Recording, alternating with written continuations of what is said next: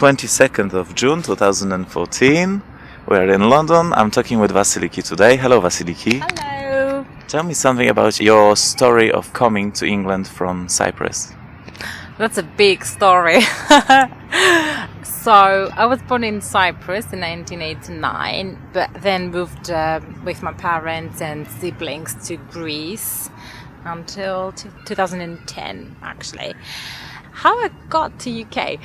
Well, in my family, there's a lot of people actually that have lived in the UK or still do live in the UK. So I've had some family here already before even coming. So my auntie, my godmother, loads of cousins, and they live in London, in Liverpool, in Birmingham, so scattered across the whole country. So I came in the summer, I think 1997, just came in the summer to visit my auntie. So I spent the whole summer in Bristol, and I was about 8 years old, and I really loved it. And then I went back, and when I finished my studies, went to university in Greece, I decided that I'm going to come and do masters in England. Whilst I was doing my masters, and towards the end of the masters, I started getting a lot of jobs or job requests. So it was like a natural progression. I just stayed in London and then moved in other cities such as Milton Keynes and Oxford for job purposes. So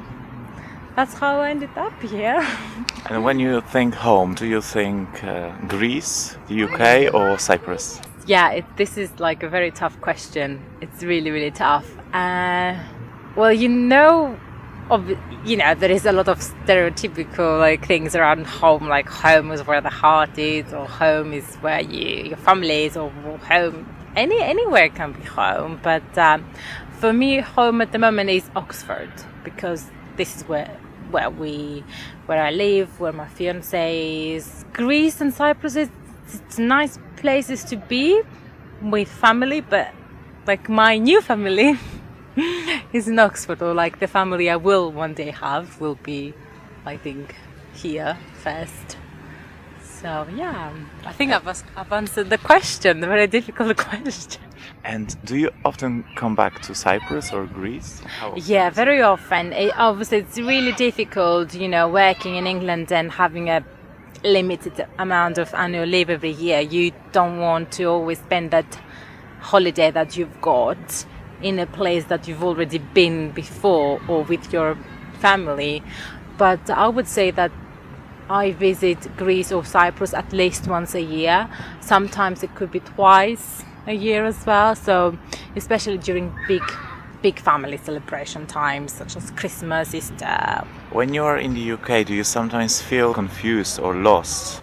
Actually, not at all. I think I don't feel at all confused or lost when I'm in England. I would actually say that I would sometimes feel confused in Greece or in Cyprus, or that it's also the case that I would feel a bit like, not confused, but sometimes I would feel frustrated if I'm in London and there's too many Greek people around me, or there's too many Cypriots around me and they act so Greek. Or what does it mean?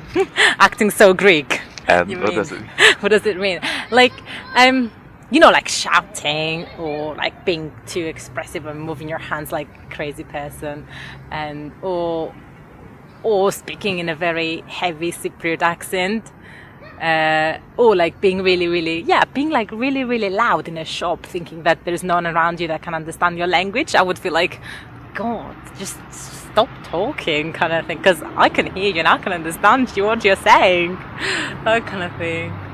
And do you think you are supposed to shout when you're back in Cyprus?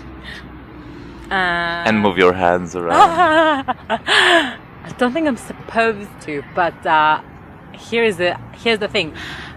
If I'm quiet, I think people would think or assume I'm not well. To that extent. So it's a serious thing. If you're really quiet, sitting in a corner and reflecting on yourself, or, just thinking inside your head without necessarily talking to anyone, my mum could probably walk towards me and say, "Are you okay? Something happened today. Why are you like that?" But, I'm fine. I'm happy. I'm just quiet. Don't want to talk. Or don't, it's different. But I think that's like the rule in in Greece, and I would say in Cyprus even more. Yeah. So could you say that you're more British than Cypriot? If Ben was here, he would say yes, totally, that I am more English than him. But I don't know if it's a nationality thing. It's definitely a cultural thing, but I don't know where it's coming from. I don't know if I'm more British than Cypriot or more Greek, but I'm definitely more quiet than the Greek, like than the average Greek person.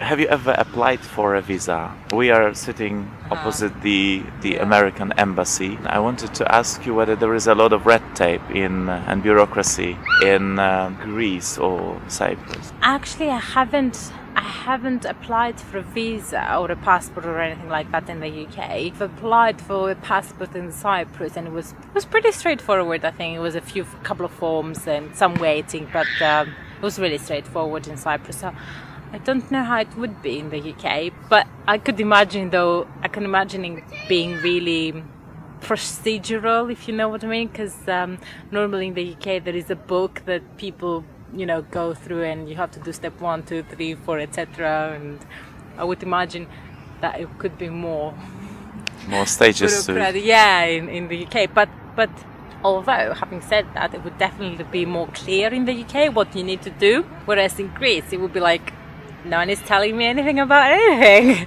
And would you need to ask thousands of questions before you complete a form in Greece? Yeah, I think so. Yeah, I would ask a lot of questions. How do you react to a sudden change? Oh, like what? Like, let's say you're planning a wedding. Can I talk about this? Yeah. You're planning a wedding, and let's say your fiancé, you've agreed something with your fiancé, and suddenly he comes back home from work and tells you, you know what, we'll do it differently. I think that in general with change, and from what I know from my personality, is that at first I'm not going to reject the change, but I'm not going to accept it either. I will need to ask a lot of questions, understand why the change, find common ground with the other person in the reasoning behind the change, and if it makes sense to me, I can actually accept it and adopt it. But until I get to the stage where I know why the other person is proposing something different or wants to change something, I'm not going to probably embrace change. So I think for me it's just a matter of reasoning and what's the logic behind the change. And when there is a conflict, do you believe that saying something louder or having a stronger argument is better than the debate? That is a tough question, because I am terrible with conflict. Why? Because I don't like going into conflict at all. So avoid it. I would avoid conflict. However, I would avoid several conflicts until things pile up and then there is a big conflict. When you're avoiding things, actually you're avoiding reality, and things are becoming overwhelming at some point, and then you go like mental for a second. And conflict or not conflict, I hate shouting. I just hate shouting. I just can't do with shouting and like being really, really loud. I can say something terrible to a person without being loud, but because I'm not being loud, my face it looks like it's going to explode. Like my voice is changing and my eyes are like becoming bigger, and it's like it feels like my brain is gonna like come out of my head or something like that. That's very visual. I know, sorry. And your gestures showing those big eyes. I'm really worried now. So I think definitely, strong argument over shouting. Okay, so the debate. Yeah, debate. And when you want to avoid conflict, you said your thoughts pile up until you explode. Yeah. How do they pile up? How do you behave then when you try to swallow something for some time and you feel that one day? Normally I go real quiet. Like I can be funny with people. I can seem a bit distant, and the other person is not knowing why I'm distant. So, all they can do is think, why are you behaving like that? You're an awful person. But really, it's because I'm annoyed or bothered by something which I haven't told, and I'm trying not to say because I don't want to go into conflict. But I'm not great with not expressing, or I'm not great with hiding.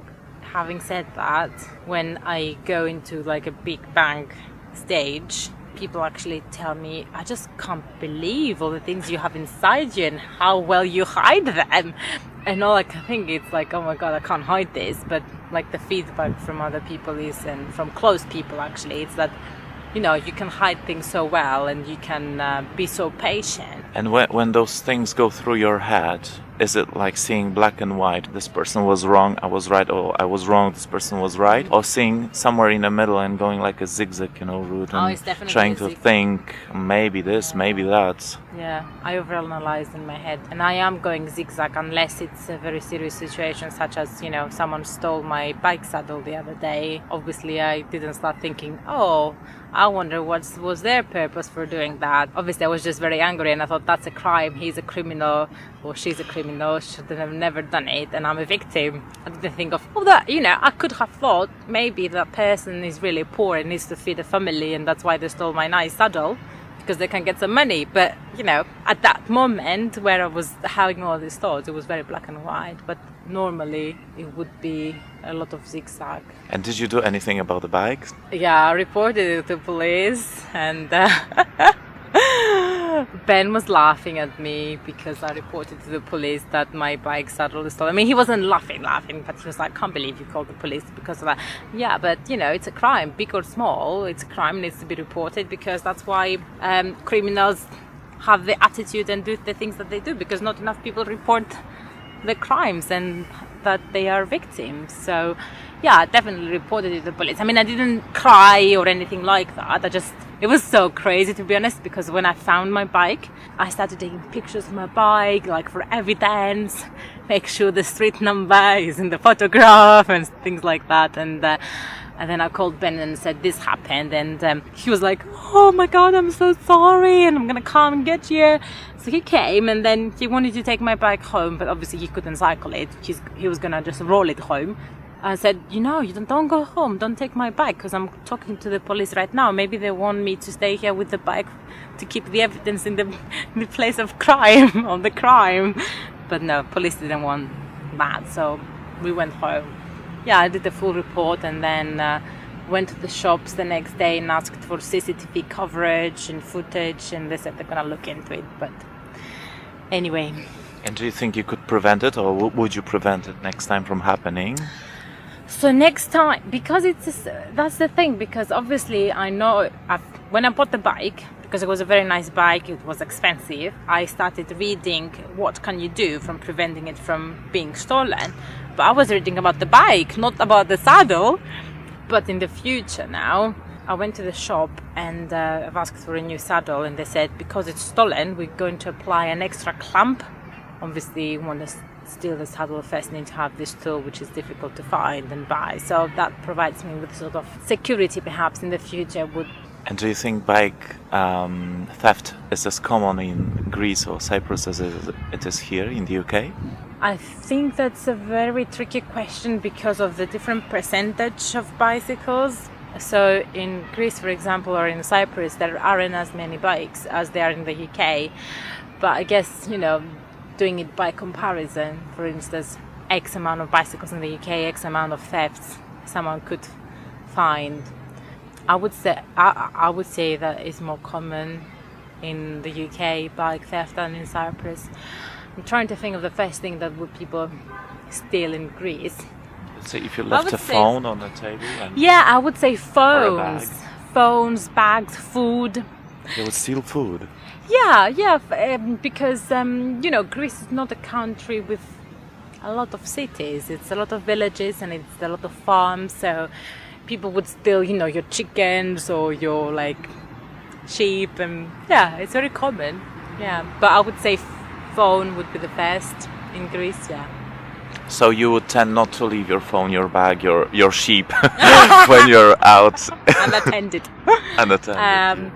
No, definitely not. Actually, we were out one day when I was living in Greece. We went for coffee with my brother, and I went to the ladies, and he left his mobile phone on the table next to his coffee. He was cupping coffee. He was there, and someone just walked past the table, grabbed the phone off the table in front of our eyes, and then started running, and that was it. He was gone. And what did you do?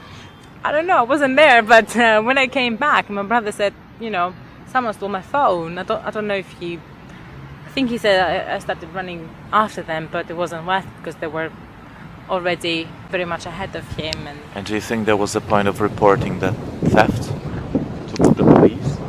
If there was a point to, if it was worth it, you mean? I mean, a point in general, whether it would help in any way. Whether it's effective. I mean, I'm not sure if it would help or if it was effective, but I would say it's definitely worth it because, police need to know. I mean, imagine that person uses your phone to commit a crime, for example. If you don't report it, then you are a suspect. It's the same with car theft. Even if it's not effective in terms of getting it back and finding it, I think it's definitely worth it because you never know the use of that phone is going to be, or if someone puts it on eBay and then sells it. Do you believe in a country where there would be no rules and everybody would have their consciousness? I think that would be very, very difficult to achieve in the 21st century. So if you had 3 rules to create to live in the 21st century, what would they be? No stealing. Especially bike saddles. You got 2 left. 2 left, oh gosh. My second rule would be no violations of human rights. And that calls for another set of rules. Cover a lot. I would say no violation of democracy. That would be my other rule. But democracy is a very abstract word. It's very theoretical. Democracy is freedom, but my freedom ends when your freedom starts. Because sometimes you say to people, "Why have you done this?" which is obviously a crime to you, but the other person says, "Because I'm free. We live in a democratic country. I do whatever I want." No. Thank you very much for the interview. No problem.